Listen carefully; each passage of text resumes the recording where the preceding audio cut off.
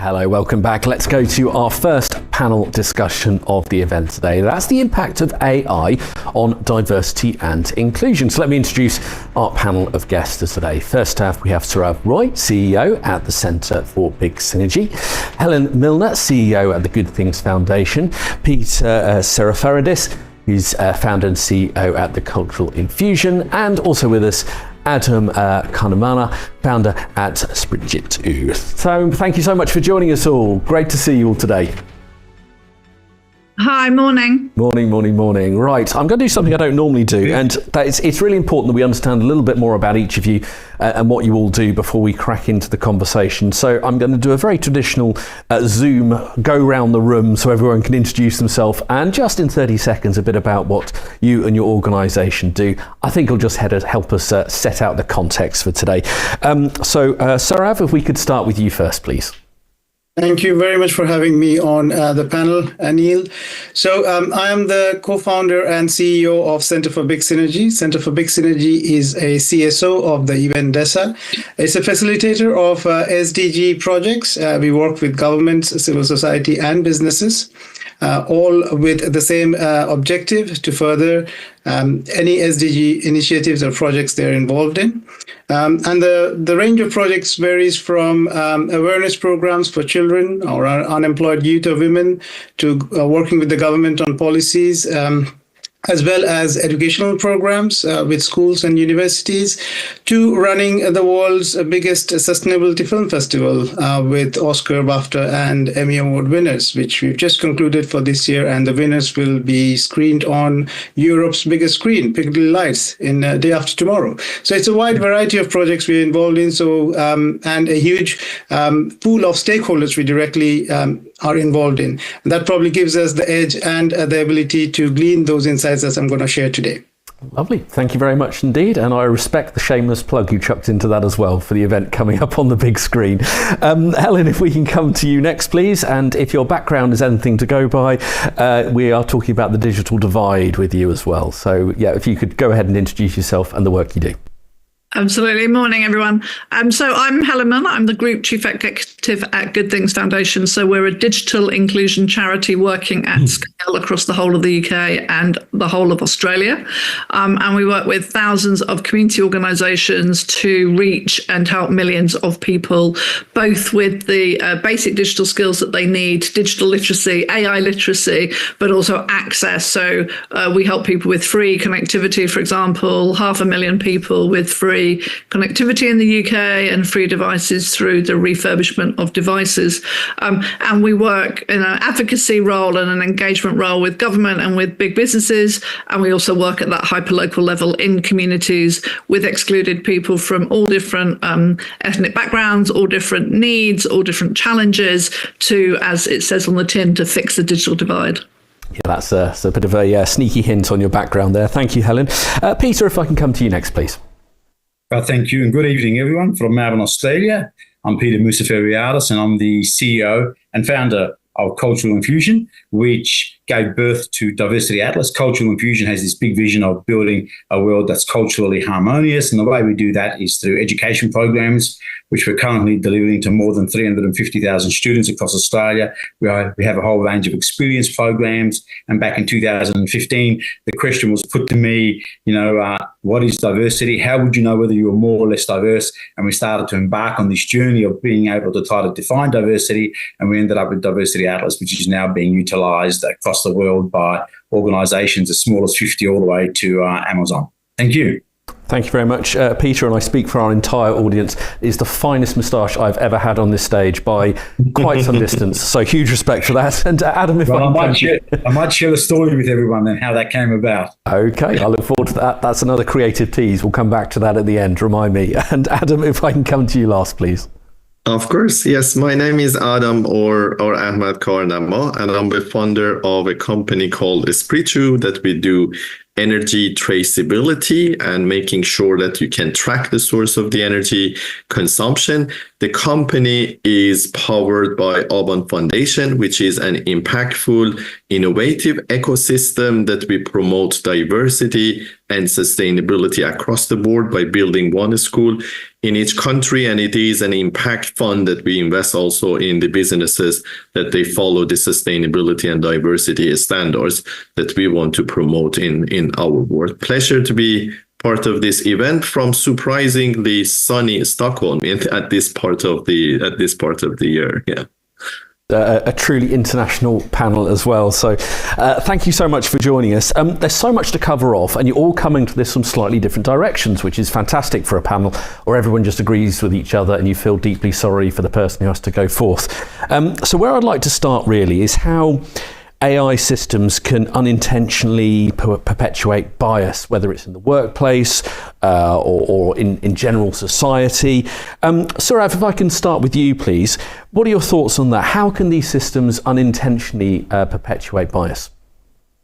Sure, I think that's a very vital point, Neil. And we've seen recent examples of bias in AI systems with Amazon's AI system, for example, preferentially picking male employees than females, for example, or I think Apple's credit card rating system giving lower scores to women in that aspect. So this is absolutely paramount to ensure that any new upcoming DEI systems driven by AI is fair and transparent. So I think 4 key stages that any AI tool that DEI would utilize from, starting from the data to the process that's then used to train the system, to the system that finally is produced, so the running AI tool, as well as the governance that finally is utilized or used to ensure that the system works as it is expected to be, both internal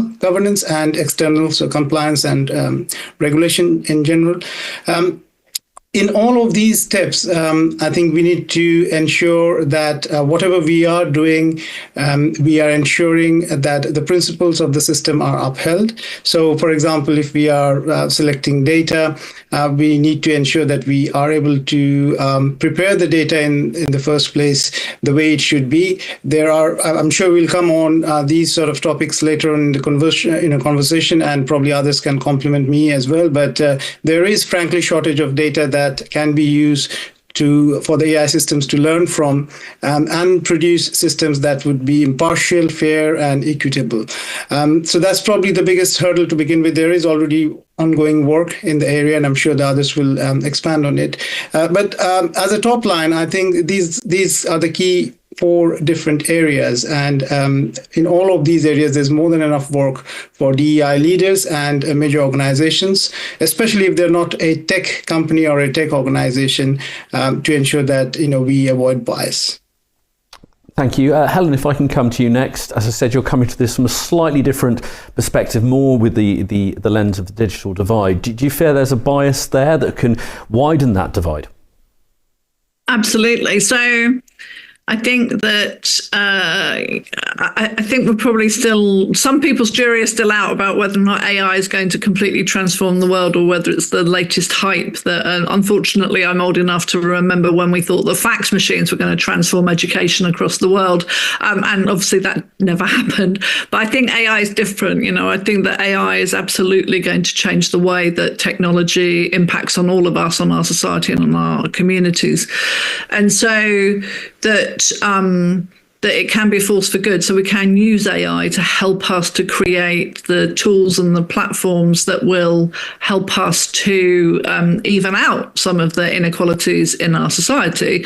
But at the moment, there's obviously a clear issue with biases in the algorithms, as Sourav has just said, about the kind of lack of data that really represents the communities that we live in and the people for whom these tools are already being used on. But one of the things that we very much are looking at AI literacy as part of digital literacy. So one of our strategic partners is Accenture, and they're working with us to really understand that fundamental point about how can AI how can we begin to make sure that AI literacy is part of digital literacy? And that means that when we're fixing the digital divide, when we're helping people with skills for today's world, that AI is part of that. So sometimes that's about don't be scared of it, that it's already there, it's already a tool that you can use, but also being aware of when it's already being used for you and what the future might mean. And as Sourav was saying, if you're being declined for a loan and a bot has done that, then maybe go back and go in and knock on someone on the bank's door and go and actually speak to a human about that. So some of it is about how to navigate the world we're currently living in, and some of this is about future looking 3 years ahead, 5 years, 10 years ahead, and how can we make sure that everybody has the basic skills. This is about using AI, being part of society where AI is there, and what do people need to be looking out for. And in Australia, the team in Australia worked with Telstra and Microsoft on a program actually working with migrant women to actually look at what their perspectives were around AI, to make sure that we were developing AI literacy for that specific target group, as well as doing consultation with thought leaders and community leaders across Australia. So we've got quite a lot of experience, but we think that this isn't something that we should wait and then start on, that this is clearly such a big issue for our society, a big opportunity for our society, global society, that this is something that we should be working on now. Absolutely. Peter, if we can come to you next on that, the unintentional perpetuation of bias within the workplace. Yeah, look, I might take everyone back to 1989 when Tim Berners-Lee gifted us the World Wide Web.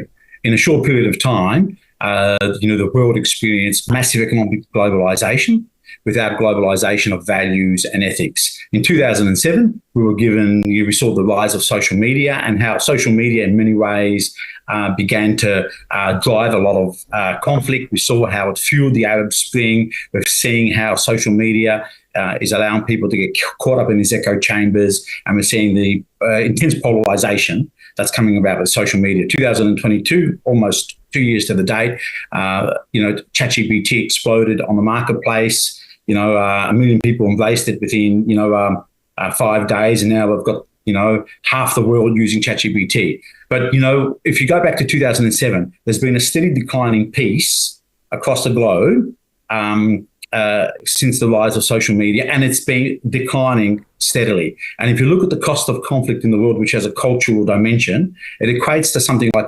$14.5 trillion, according to the Global Peace Index. We're talking huge amounts of money. So when you add to that how we treat people with disabilities, gender inequality, exclusion, we're talking about 20% of the global GDP is lost every single year. So what do I frame my discussion with all of that in the beginning? Well, it's because bias is baked into every system, and the algorithms, we know this for a fact, and Facebook, Meta, Google, talking to this at the moment, is that these algorithms are being developed with the assumption that we're all coming from the same place, not only socially, but culturally. And, when we talk about AI, it's working with data. What type of data is it working with? It's data that comes from culture. It's data that comes from the lived experience. So when we talk about cultures, just to give you an idea with Diversity Atlas, we have been able to map out more than 9,200 languages and speech communities across the globe.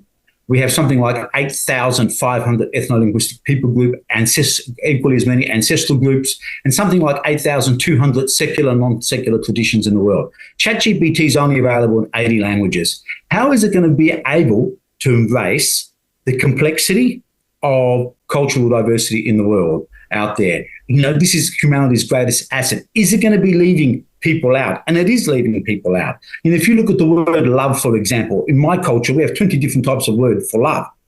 So when someone says to me, love is love, I'm thinking, what type of love are they talking about? Or if you go to Thailand, there are 80 types of, 80 different words for smile.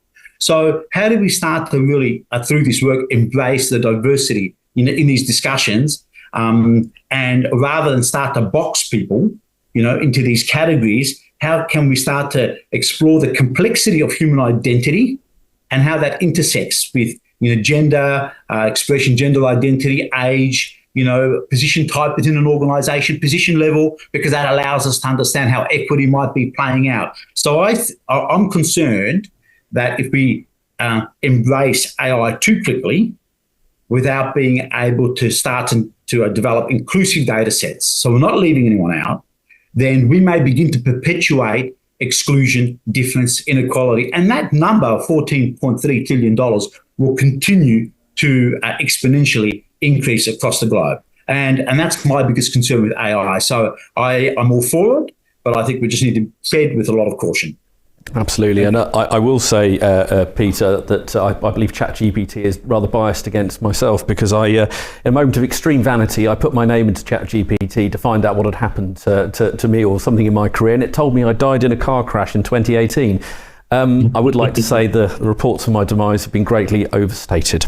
Moving on. Anyway, Adam, let's come to you from a software sort of point of view on this. Your thoughts about perpetuating bias?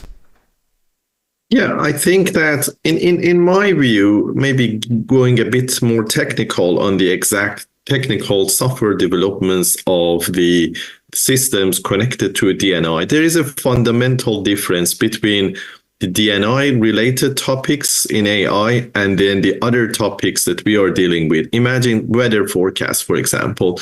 In the weather forecast, you look at the history data.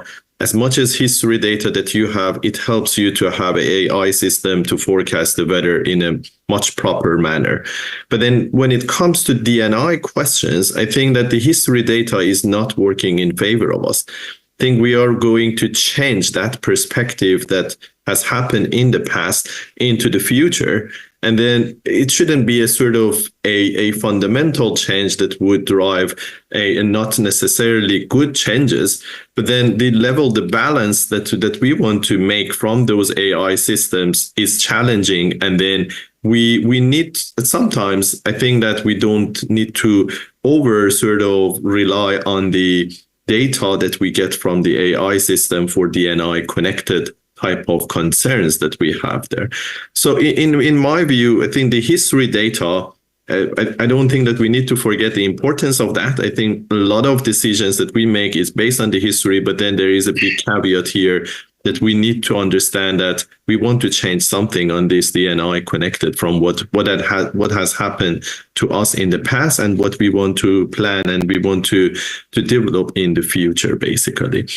And then if I go like to 3 levels of the data acquisition on the algorithm developments and the results that we get, I mentioned about the data that we need to have the data, history data to be in a proper manner, that we get the right data, not always rely on the history data to see what should happen in the future. The algorithms that we develop, there should be a lot of concerns and a lot of sort of digging into details when we develop the algorithm. So, and then when we get the results, I think that is important to understand that we don't over rely on the AI results. I think we should have human intervention in making the decisions based on the way that we want to set the future for us in the DNI topics related, is if it is recruitment, if it is promotions within the organizations, or whatever sort of ways of managing the organization in the future.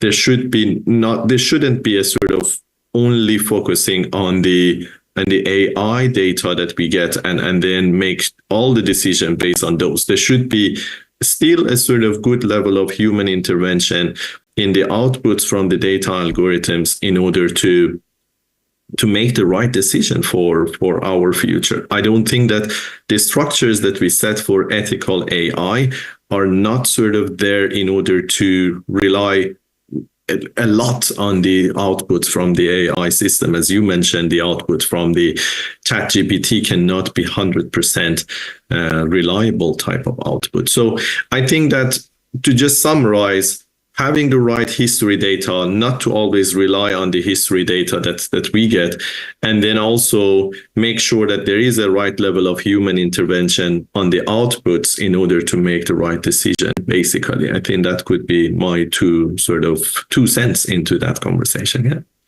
Thank you, Adam. Let's move on a little. I want to be a bit more glass half full for a moment, if I can, about how AI can be used to improve diversity and inclusion efforts. Helen, this was something you briefly alluded to, so we'll start with you on that. How do you feel that can happen? How can AI be used to improve D&I efforts? I think that's sorry, Adam. If I could just start with Helen, and then we'll come back around to you in a second. Yeah. Thank you, Adam. I appreciate how keen you are, though. Yeah, I think that Helen and Adam obviously sound the same. Yeah, that was it.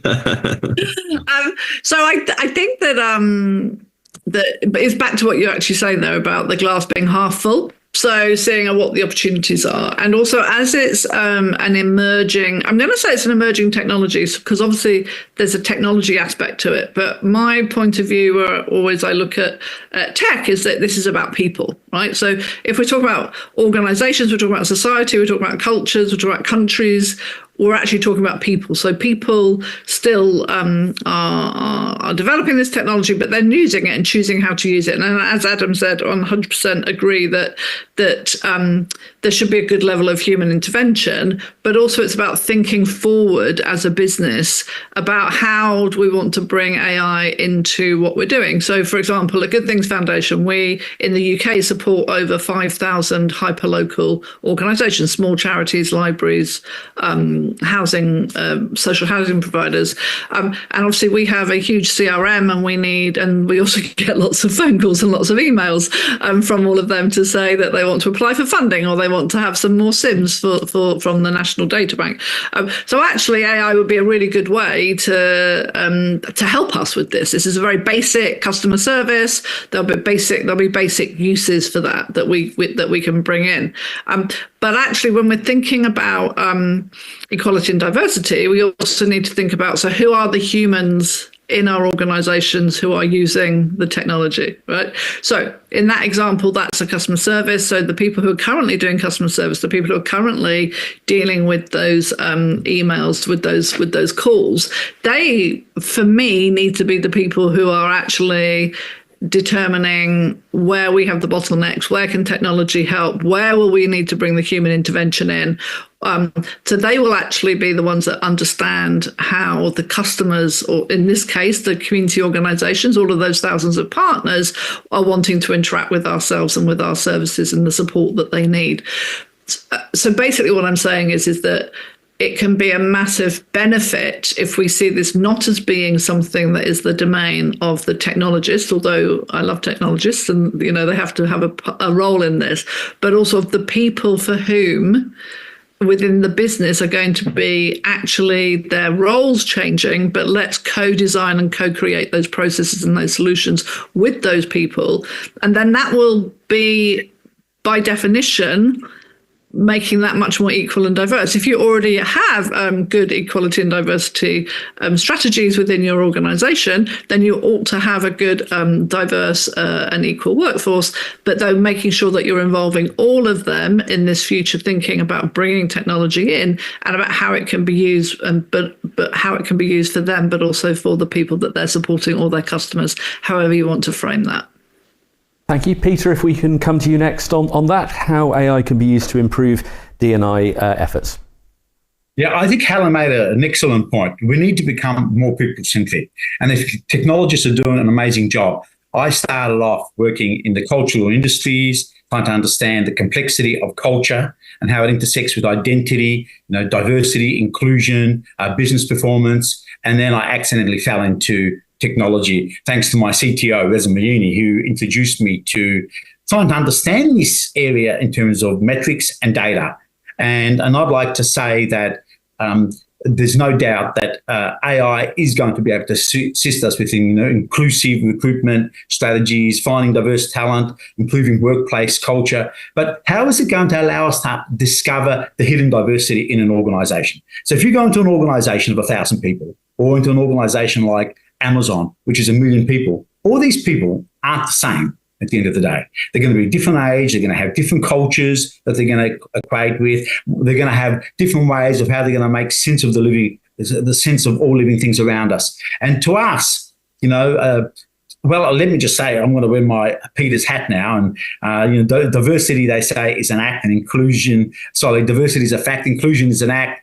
And what we say is that if you want to act, you need the fact. So you need the data at the end of the day. So data is, vitally important. And I'm talking data in terms of human identity once again, because that allows you then to develop a whole range of intervention strategies. And I believe AI has still got a long way to catch up with this. In our organization, we've come up through our Diversity Atlas platform, 700 trillion different combinations with 90% of the most common selected answers. So, we're talking massive numbers, and I'm not too sure if the computational technology is still available to us. And we're using enormous computational technology to be able to see how identity intersects with experience so we can inform strategies so we're not leaving anyone out. How can we create fairer systems?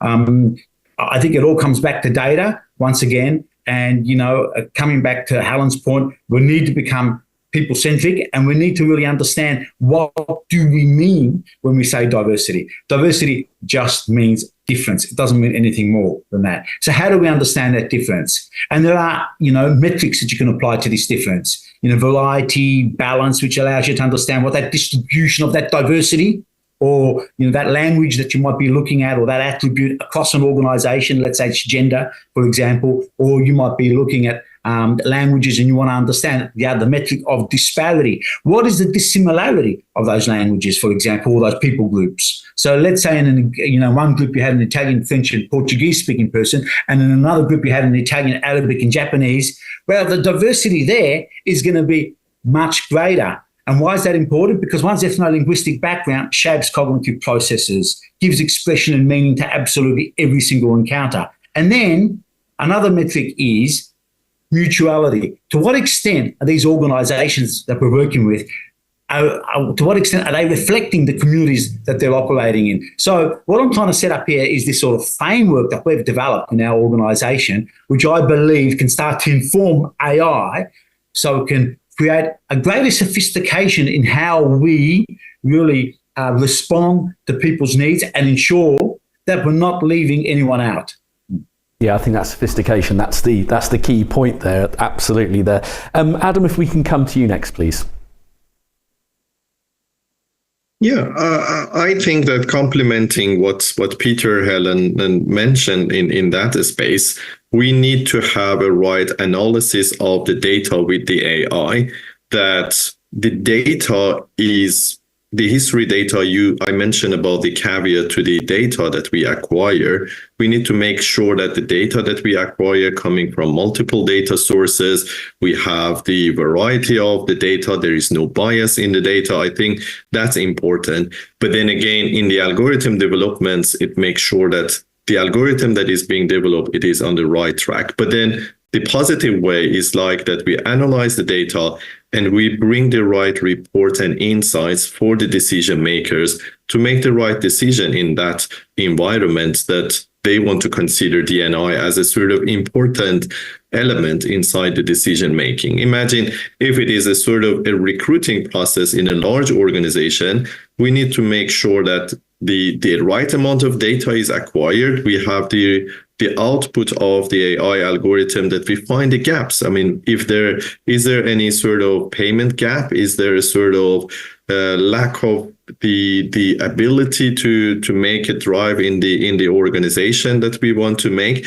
I think those elements of gaps we need to find within the AI algorithm reports that we get there.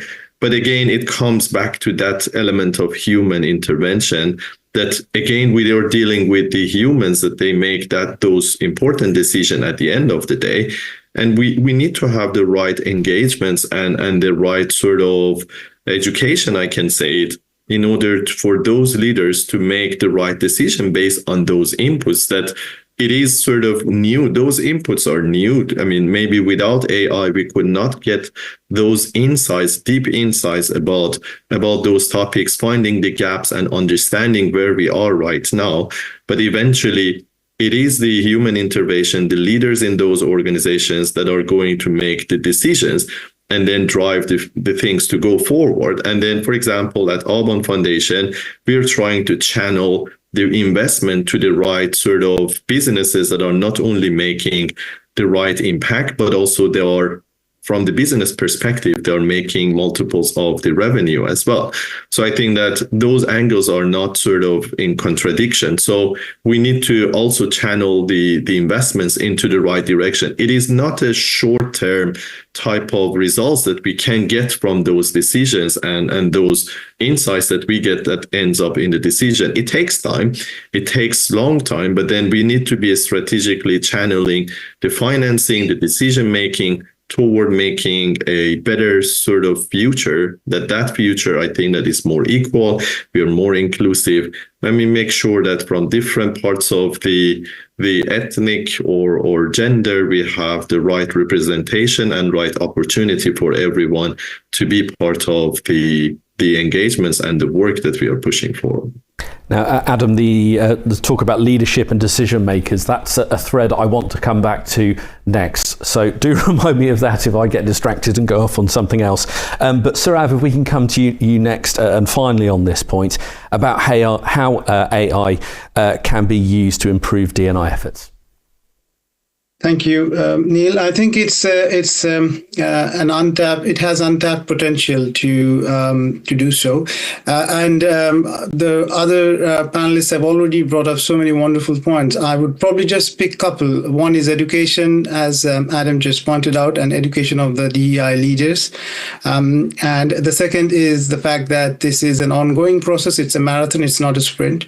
So why do I say education? Because imagine if you're a SME or even a company which is a non-tech company, someone who makes shoes, for example, and they want to use a AI tool for hiring and evaluation and assessment, etc. Now, that's probably going to be made by a tech company who has no idea, or they probably have learned about the business, and then they're trying to have a nuanced approach to recruitment for that particular company. Now, if the DEI leaders are not well informed, not well educated to understand what kind of data was fed to the systems for the data learning process, for example, they would have no clue as to how reliable the whole process is. So they are already trying to have synthetic data fed to such learning machines, as well as they're trying data augmentation, as I know, to change the weightage points because there is no historical data for certain demographics that they want the AI tool to be then using. And these are risks, in fact. And if the DEI leaders are not aware of these risks that come with such tools, which may be compliant or non-compliant at this point of time, but probably will be compliant in due course anyways, they will fall short of making sense of how to use it in the best way. And I'm talking about the non-tech companies. For the tech companies, it's probably easier. So that level of education and knowledge of knowing what kind of data should have been used to develop these models is vitally important. They also need to understand that Adam and the other have time and again emphasized the human in the loop requirement for all sort of AI models. That's absolutely vital. The vital decision-making point should always have a human checkpoint, at least to begin with. And as we evolve, probably lesser of that. Or this is a black swan area, to be very honest. The unknown unknowns will come out as we go ahead and keep on developing newer models. So I think the DEI leaders have a very vital role in understanding what sort of technology was used to develop the tools, if they have to use it in their own organizations. Be patient, be adaptive, and keep an eye on governance so that they can reap the best benefits out of the systems. Thank you, Sourav. And you've led me on to the decision makers and leadership question there as well. So I'm not sure if you can see my notes from where you're sitting at the moment. So thank you for that. I can in fact. That's very helpful. Thank you very much indeed. I'll start with you on this, if I could, Adam, because you were the first to bring up the leadership question. What would you like to see coming from D&I leadership when it comes to AI? How much influence should there be? What are the key things you feel they should be doing? Yeah, I think that, first of all, we don't want to overestimate the role of AI in this sort of environment. Of course, AI is a tool that, with the history and the data that we acquire, it can give you invaluable insights to make the right decision. So I think that that's the important part. We need to make sure that experience of getting the insights to be as diverse as possible, with multiple scenarios, with a lot of things to start the food for thoughts. I think that this is the important thing. So I see that people, they think that AI is a tool that you can get the outputs and then use it in whatever format. For example, some of the colleagues get the outputs from ChatGPT on whatever they get, and then they use it in their writings and everything. It is not meant to be like that. We are using AI as an input to the important decision makings, and that important decision making process, it is super complex. And it has a lot of elements inside that decision making that AI can be an input, give you the insights to make the right decision. And what I mean from the right is to consider many things that are changing in our world. I'm not in favor of a disruptive change in that environment. I think that we need to make step-by-step changes in the workplace, in the different angles of our workplace, with the insights from AI, to make the improvements step by step and make it a sustainable change and a sustainable type of environments that we are making. I mean, normally disruptive changes, they're not meant to be 100% sustainable either. So in that sense, I think we don't overestimate. We see AI as a great insight for the decision makers. And those decision makers with many AI tools, they need to educate themselves how to make the right decision from those wide range of insights that you can get with the AI. You can get a lot of information, you can get a lot of insights that they might bias you as well in many senses. So I think that we have moved from that thinking that insight making is difficult. Now is like decision making with those amount of insights is difficult, and is a good difficult, because we are going to make more educated decisions that we need to make sure that those decision makers, they have the right tools, they have the right insights and the right education in order to progress in the D&I topics that we are going to achieve together. Thank if you, I could Adam. just chime in there and Feel just free. add that I feel that the majority of DEI leaders out there have overlooked the importance of holistic data sets. I recently published an article about 12 days ago called Democratized Data Sets, Valuing People for Who They Are. And much of the backlash, I believe, we've seen against DEI, and we've seen a lot of it across the world, has been as a result of overly broad categories for humans that are dehumanizing and divisive.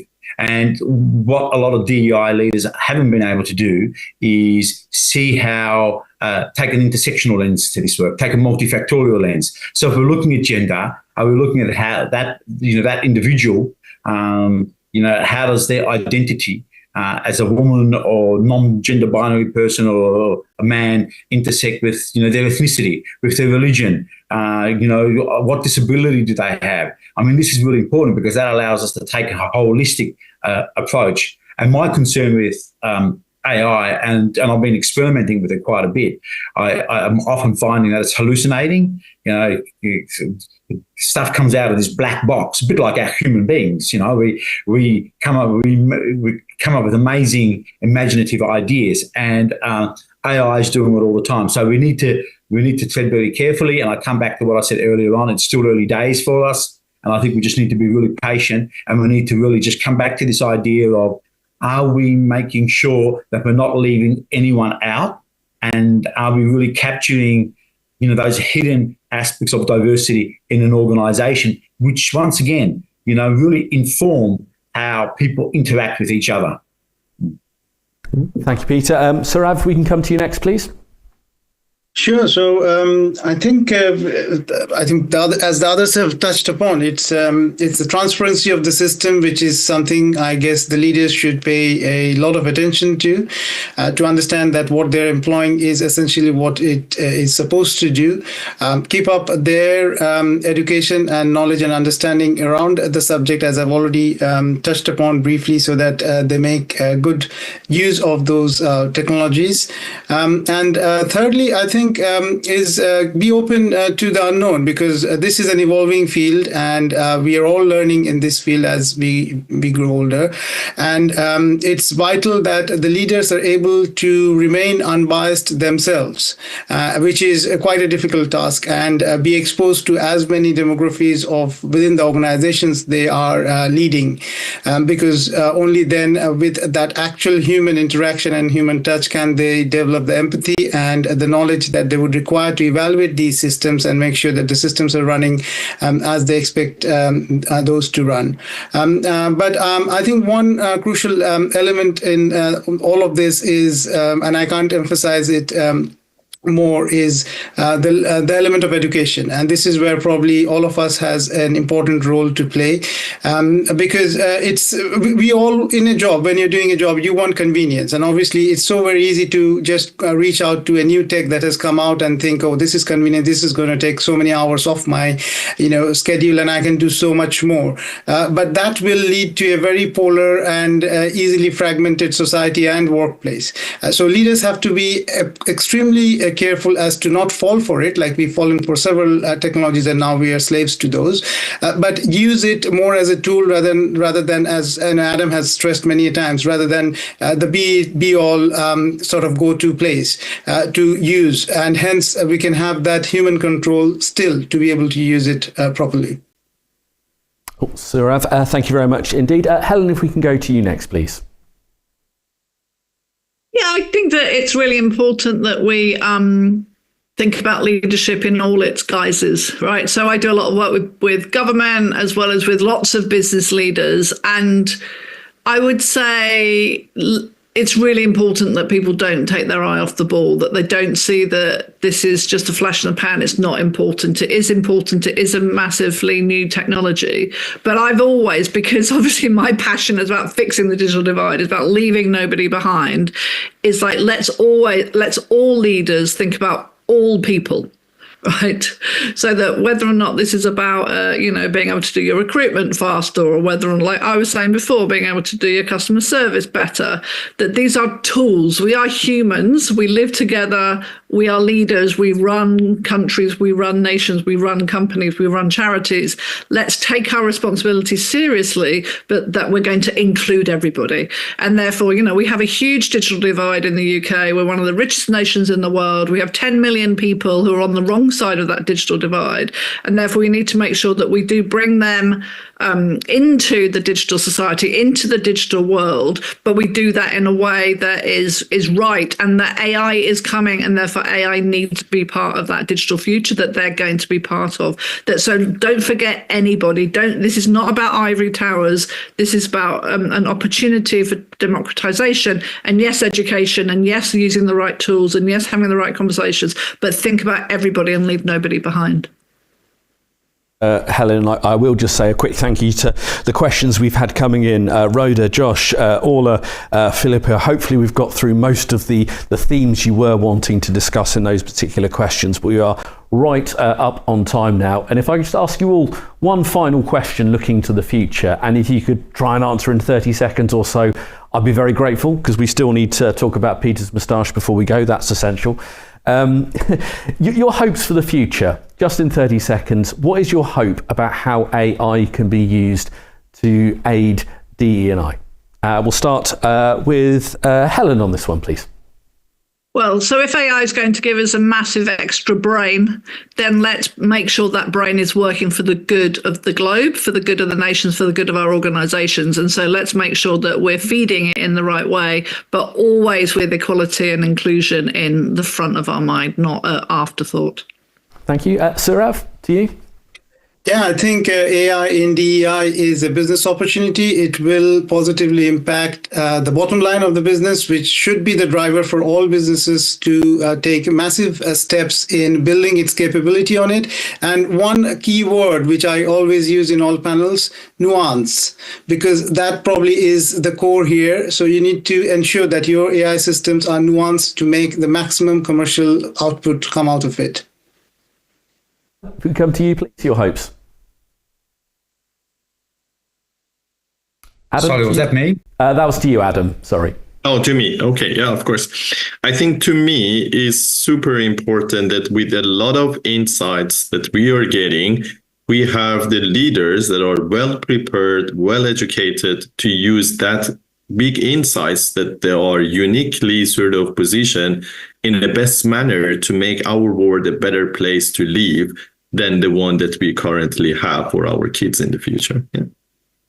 Thank you, Adam. Oh, we got a round of applause from Helen as well. Enjoyed that. Peter, the final word on that for me, please. Well, thank you. And I'd like to say, how can we make sure we don't let survivorship bias get the better of us? And what I mean by that is, let's make sure we're not making decisions only on what we can't see and what we can see, but rather what we can't see. And how do we start to investigate what that invisible diversity is through AI, so we can start to interrogate, the existing system, so we can improve it, so it doesn't leave any voice out, and make sure that we're giving the nuance that can really make the world a better place. Thank you.